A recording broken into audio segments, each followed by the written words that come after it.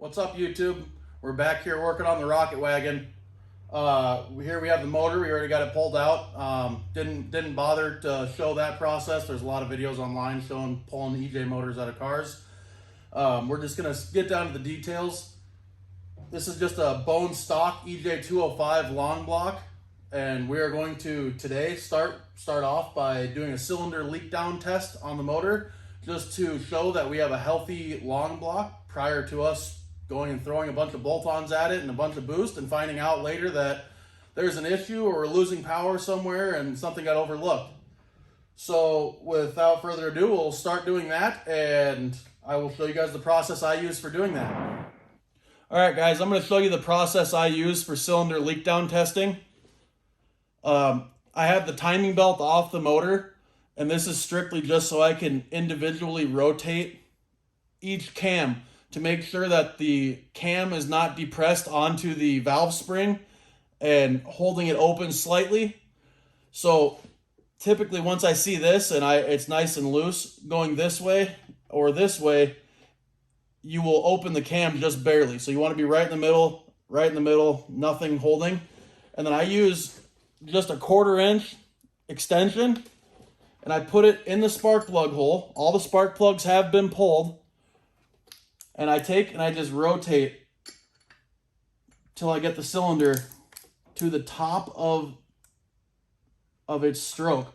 Now, typically, if you had the timing belt still on this motor, it would have to be on the compression stroke, showing that the valves were closed. But as I pulled the timing belt, you can see that the valves can't open because nothing is rotating them over. So once I have this about where I want it, I will take my cylinder leak down tester, and how this works is you have shop air pressure coming in this side, and then this side will show you what your cylinder is holding for pressure. Once you hook all this up, you want to run it at 100 psi, and then that will be your 100%. And then whatever this gauge shows, for example, if it showed 90%, you would have a 10% loss in cylinder pressure. Now, if it was coming out of the intake, if I had the intake on this, if it was coming out the intake, it would be the intake valves that were leaking. If you could hear it hissing out of the exhaust, it would be the exhaust valves that are leaking. And then if you can hear it in the crankcase, or if you open the oil cap, you can hear it in the oil system, then that would show you that you have ring problems and you are not sealing with your rings. You take this off. This is the same threads as a spark plug would be. There's different compression testers for different motors. This is the one I use for Subarus. You can go ahead and thread it into spark plug hole.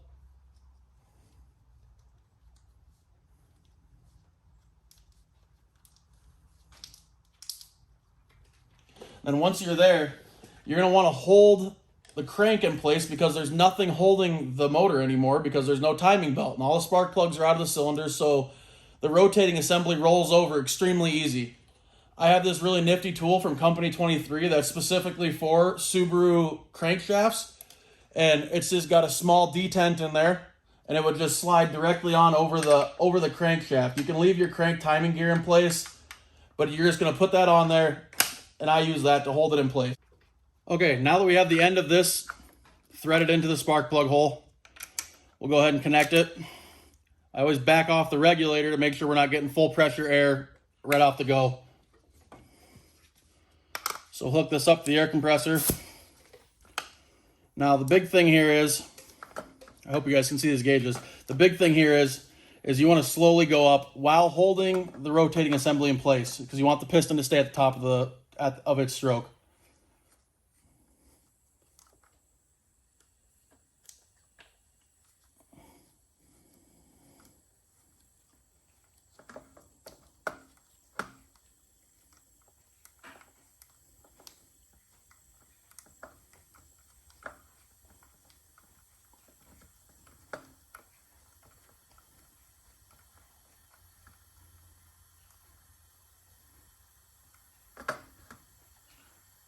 Okay, so there's 100 psi shop pressure going in.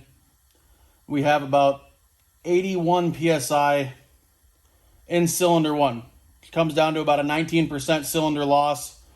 I can hear it hissing out of the intake. or where the intake would be, so the intake valves are not sealing properly.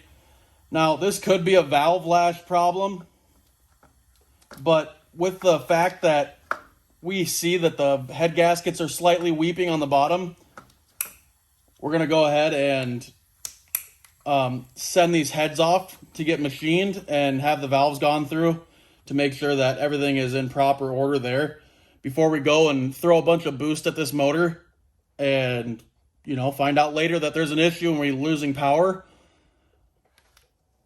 But in the meantime, I will go through and I will show you each cylinder and what we get for a cylinder leak down on each one.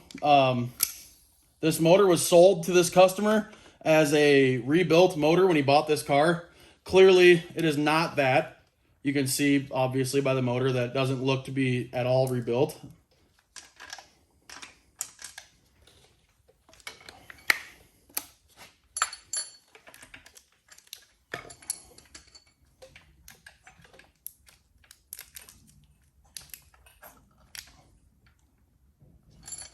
Hold that there. Thread this into the spark plug hole on cylinder 3.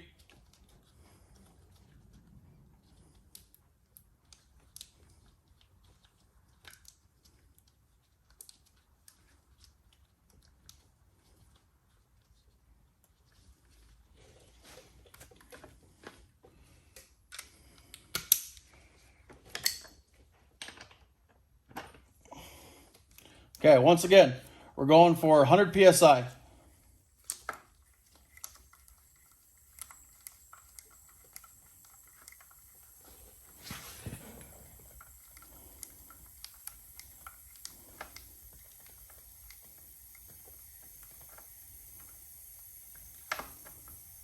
So as you can see, significant cylinder loss. I would not ever want to see over 10% on a motor that we're going to be going for big horsepower on. When you're driving a car in stock form, 10% would be perfectly acceptable for cylinder leak down as long as you're not within, or as long as you're not exceeding 10% between cylinders.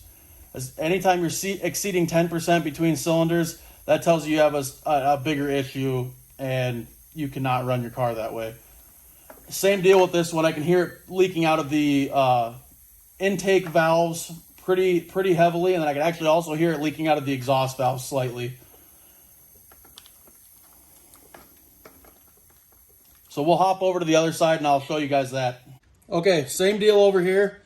We'll start with cylinder 2. You want to make sure you're right in the middle so that your cam is not depressing the valve spring whatsoever. Take that off for now and just rotate the motor over. Always going clockwise when you're making full rotations.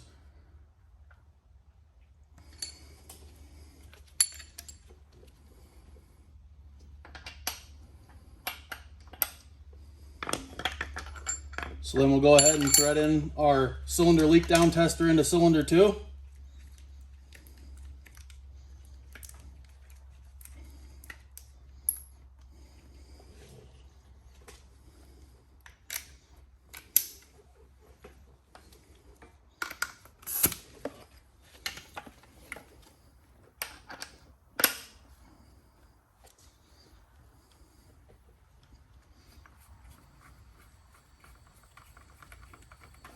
I'll go a little bit faster on this one.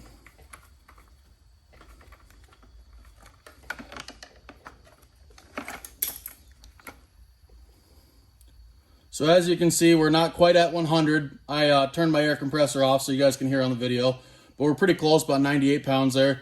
We're definitely within our 10% on this side, which is exactly what you would want to see in a perfect scenario.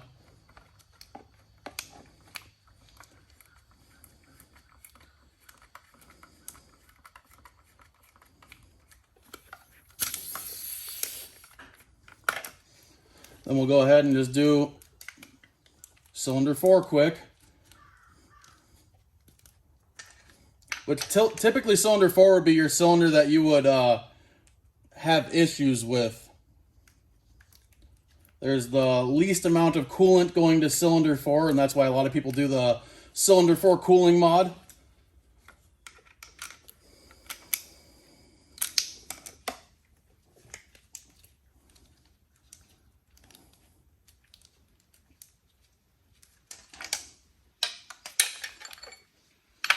get this one to top of its stroke. That's my bad.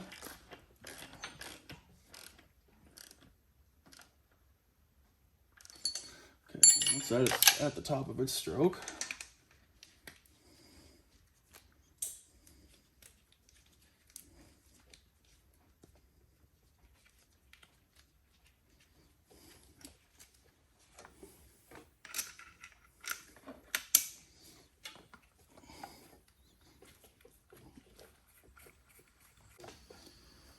so you can see we're at about 94 PSI shot pressure going in, and we're just under 90, about 88 pounds in cylinder 4. So that's definitely within spec also.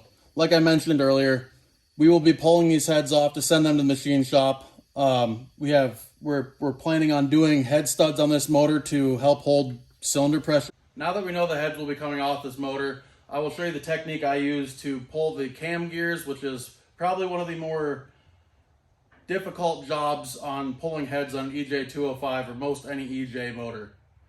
I have this very cool tool that's from Company 23 also. It specifically is designed for EJ USDM motors. They also make Japanese domestic market motor tools, but for this job we'll be using the USDM tool. Typically these bolts will strip out in here because they are an Allen bolt. When you use the tool, it seems to work a lot better, and I'll show you how I do that. I use a cordless 1/2" impact with the Allen socket, and it's a 3/8 Allen socket, and I go to a 1/2" impact, just the converter, 3/8 to 1/2". And once you can put this tool on here,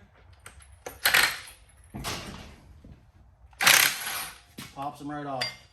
Same thing with this one. After you remove the cam timing gears, we're going to go ahead and remove these plastic shields behind the cam timing gears. And also we're going to be removing all the timing set bearings. They're just 14 millimeter on these bigger ones.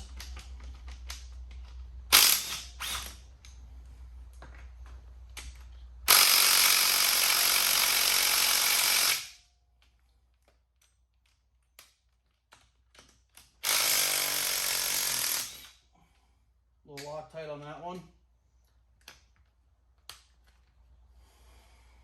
That's 12 mil on that guy.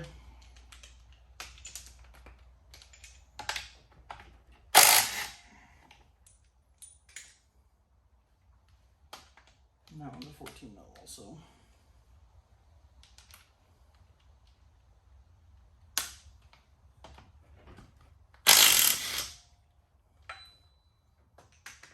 So once you have all those out of the way, we will go ahead and remove these plastic covers. Now that we have the valve cover pulled from this side of the motor, we will go ahead and remove the cam hold downs and remove the cam buckets that are underneath them, which need to be kept in exact order that they came out.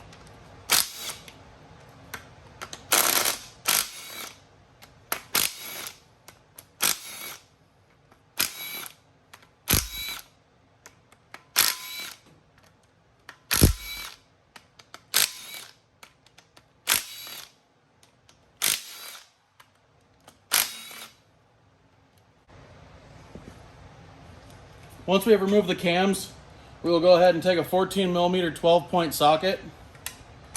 Especially when this is on an engine stand, this makes it a little bit difficult trying to hold the motor from turning. We will start in the center and just get them loose. Now that we have removed the heads from this motor, it is now into a short block, and there's still more that we can do while the heads are at the machine shop. Please subscribe to my channel to see the next segment of this series, and I will show you how to clean this motor and make it look a lot nicer than it does now and get it ready to go back into the car to make some real power.